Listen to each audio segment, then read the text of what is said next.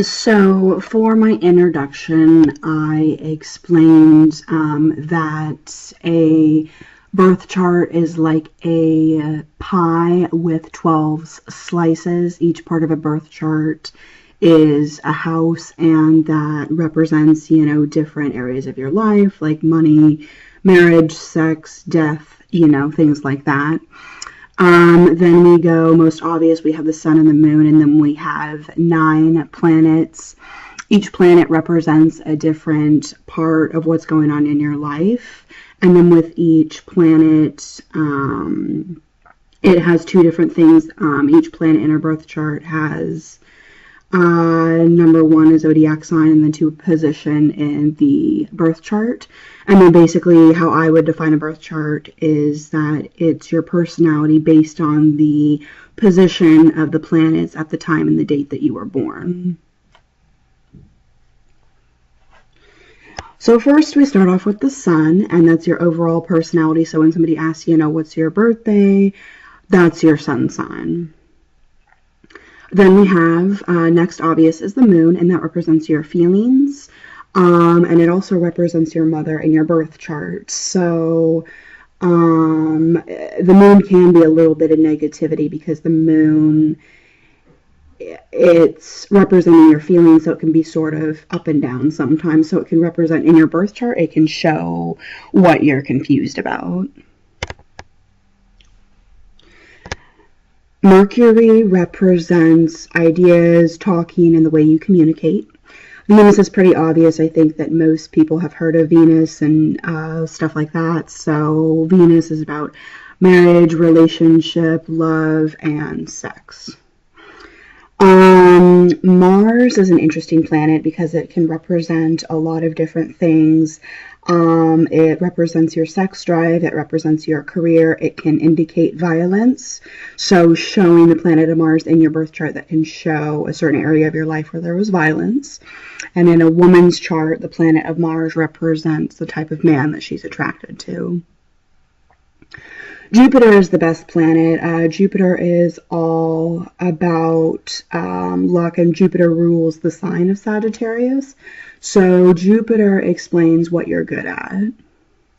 Saturn is the bad one. So Saturn rules Capricorn, and that's about your fear, your problems, and the lessons that you need to go through. Uranus rules Aquarius, and the planet of Uranus is really interesting. It represents unexpected things that you didn't see coming. Neptune is the other really good one. So Neptune is the planet about wherever Neptune is at in your birth chart, it shows what you are interested in.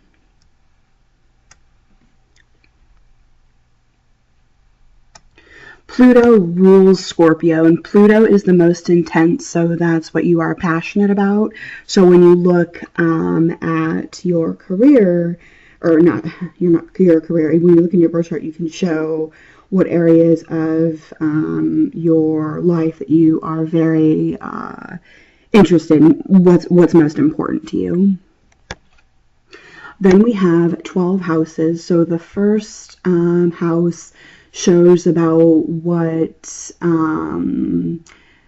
your early life was like, and it can also show about yourself, your overall personality, and basically what happened. It can show about what happened around the time that you were born, like how your actual birthing went.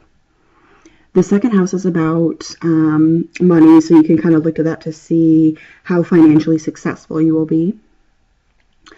The third house is about school and higher education, the way that you can communicate with people, and also if you have siblings, they will be in the third house, so you can look to that to see how many siblings you have or the type of relationship that you have with your siblings. The fourth house is about maybe growing up, about maybe I would say until maybe age 18, so it shows how you were raised. Fifth house shows if you will have any children. Sixth house shows about your health, and it also can show if you have younger siblings. Seventh house is about partnerships and relationships and marriage. The eighth house is really interesting because it has two separate, meanings. It represents sex and it also represents death. The ninth house is about higher education, travel, college, and it can also show your religious beliefs. The 10th house is about your career, and you can also look to the 10th house to see if you have any planets in there. It can kind of show a little bit about what your relationship was like with your dad. 11th house represents your social life and events in your social circle and community and your friends. And the 12th house is a really bad house. It's it's not going to have any planets in there.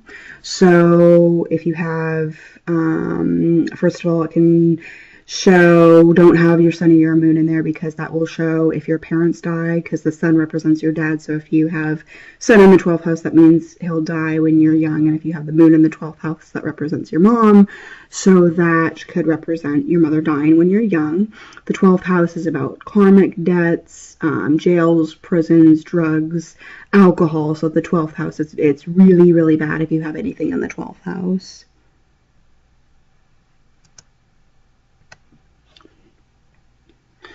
Sun. So first off, very obvious, the sun, the happy sun here. Okay, so Jay, he is in Aries, so that's really good. That's a really active, energetic sign, and they're very direct and straightforward.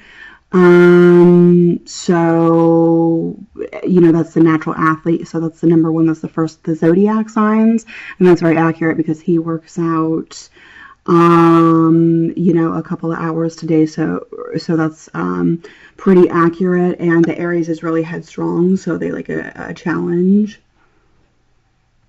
Then his sun is in the second house. So that's really good because that's a good position, because that gives the person a lot of energy. And since the second house is about money, that's good to have your sun. Like your overall zodiac sign is really good when it's in the second house. So that's a good thing.